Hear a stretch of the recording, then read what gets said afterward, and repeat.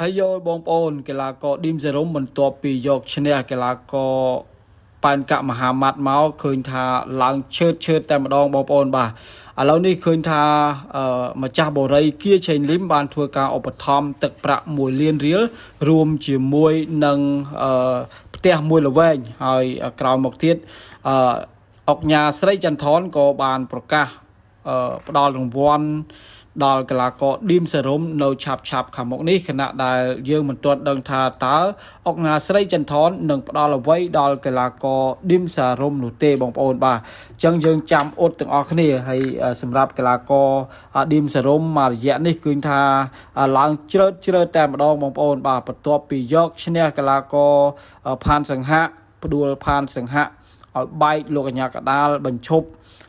ការប្រកួតហើយក្រោយមកទៀតយកឈ្នះកីឡាករប៉ែនកមហាម៉ាត់ដែលជាសិស្សរបស់លោកគ្រូសេនមុនថេនបាទសិស្សរបស់លោកគ្រូសេនមុនថេនរួមជាមួយនឹងសិស្សរបស់លោកគ្រូពេជ្រសុផាន់គឺថារងការបរាជ័យរបស់កីឡាករឌីមសេរុមបងប្អូនហើយមករយៈចុងក្រោយនេះឌីមសេរុមឡើងខ្លាំងមែនតើបាទឌីមសេរុមចាញ់តែម្ដងទេជាង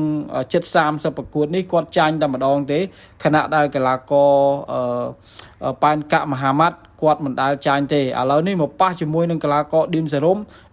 មវាយឲ្យចាញ់ម្ដងម្នាក់បងប្អូនបាទអញ្ចឹងសរុបមកទាំងប៉ែនកមហាម៉ាត់ក៏ចាញ់ម្ដងទាំងកីឡាករឌីមសេរុមក៏ចាញ់ម្ដងដែរបងប្អូនបាទហើយក្រោយមកទៀតសម្រាប់កីឡាករឌីមសេរុមនេះឃើញថាមានអ្នកចង់ជួបជាបន្តបន្ទាប់បាទមានអ្នកចង់ជួបជាបន្តបន្ទាប់ហើយបាទព្រោះកំពុងតែឡើងកោតខ្លាំងមែនទែនបន្ទាប់ពីយកឈ្នះ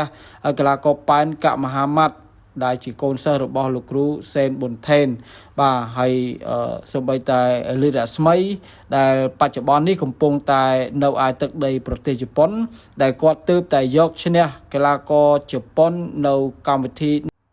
knock out នៅឯទឹកដីប្រទេសជប៉ុនក៏គាត់ចង់ប៉ះជាមួយនឹងកីឡាករឌីមសេរុមដែរព្រោះឌីមសេរុមបច្ចុប្បន្ននេះបងប្អូនឃើញហើយបាទ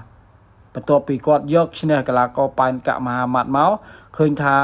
ប្រជាប្រិយភាពគាត់ហាក់ឡើងខ្ពស់ត្រដែតតែម្ដងបងប្អូនហើយចាំមើលយើងចាំអត់ទាំងអស់គ្នាបាទសម្រាប់កីឡាករឌីមសេរុមហើយឌីមសេរុមគាត់ពិតជាគេហៅថាអត់តាំងពីក្មេងមកម្លេះបងប្អូនបាទនិយាយទៅគាត់ថាតាំងពីមកគាត់មិនដែលមានផ្ទះនៅទេបាទតាំងពីម្ដាយគាត់ខូចមកគាត់រស់នៅជាមួយនឹងយាយរួមជាមួយនឹងឪពុករបស់គាត់ហើយគាត់ធំដឹងក្តីគាត់ចូលវឹកហាត់បដាល់គាត់រស់នៅឯក្លឹបបដាល់បាទអញ្ចឹងឥឡូវនេះអ្វីដែលគាត់ចង់បានតាំងពីក្មេងមកគាត់ថាចង់បានផ្ទះមួយខ្នងឥឡូវនេះបាទម្ចាស់បូរីគៀឆេងលីមបានធ្វើការឧបត្ថម្ភឲ្យគាត់គឺថាគាត់ពេញចិត្តហើយបាទគាត់ពេញចិត្តស្ដោកតែម្ដងហើយចាំមើលថាការប្រគល់ផ្ទះការប្រគល់អីហ្នឹងពេលណាយើងចាំអត់ទាំងអស់គ្នាបងប្អូនពិតជាត្រេកអរមែនទែនជំនួសកីឡាករឌីមសេរុមនេះគឺជាការ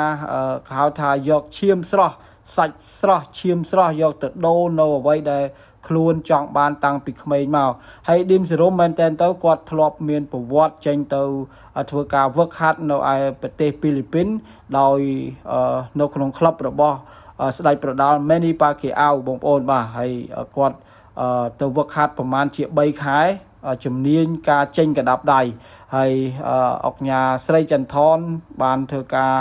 ជំរុញលើកទឹកចិត្តជារឿយដល់កីឡាករឌីមសេរុមឥឡូវនេះសូម្បីតែអុកញ៉ាស្រីចន្ទថនគាត់ក៏ស្ងើចសរសើរហើយគាត់ក៏ត្រេកអរនៅអ្វីដែលកីឡាករឌីមសេរុមធ្វើឲ្យចេញជាផ្លែជាផ្កាបានមកដល់ពេលបច្ចុប្បន្ននេះបាទកម្រមែនទែនសូម្បីតែប៉ះជាមួយនឹងប៉ែនកមហាម៉ាត់និយាយដដែលគឺថាមុនការប៉ះជាមួយប៉ែនកមហាម៉ាត់អ្នកណាក៏ថាប៉ែនកមហាម៉ាត់ជាអ្នកឈ្នះដែរមានដល់អ្នកខ្លះប្រកាសថាបើសិនជាឌីមសេរុមអាចឈ្នះប៉ែនកមហាម៉ាត់ដើរពីភ្នំពេញដល់ខេត្តបន្ទាយមានជ័យដល់ប៉ោយប៉ែតដោយស្រាតបងប្អូនបាទហើយ